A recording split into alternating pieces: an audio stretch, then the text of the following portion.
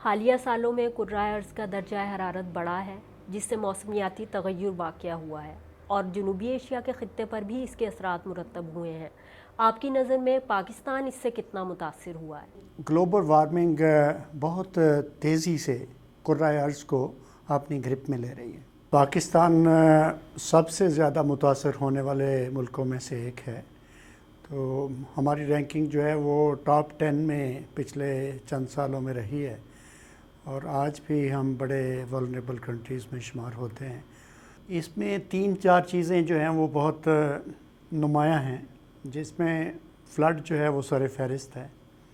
دوسرے نمبر پہ ڈراؤٹ آتا ہے، جو خشک سالی سے کاؤنٹ کیا جاتا ہے۔ تو خشک سالی میں بھی ہمارا بلوچستان صوبہ جو ہے اس میں خشک سالی جو ہے وہ تقریباً پورا سال رہتی ہے۔ پھر اس کے علاوہ کچھ سندھ کے علاقے، کچھ پنجاب، خیبر پختونخوا کے علاقے، یہ خشک سالی سے دوچار رہتے ہیں اکثر۔ پھر اس کے بعد ہیٹ ویوز کا نمبر آتا ہے۔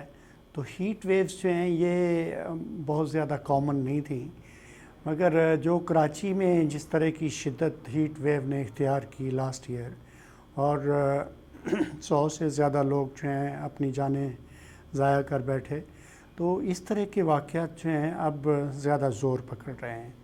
اب اگر شمال میں ہم جاتے ہیں، جو ہمارے گلیشیئرز ہیں، تو وہاں پر گلیشیئرز کی تیزی سے میلٹنگ لیکس بناتی ہے، اور وہ لیکس جب ٹوٹتی ہیں تو ڈاؤن سٹریم بہت زیادہ نقصان کرتی ہیں۔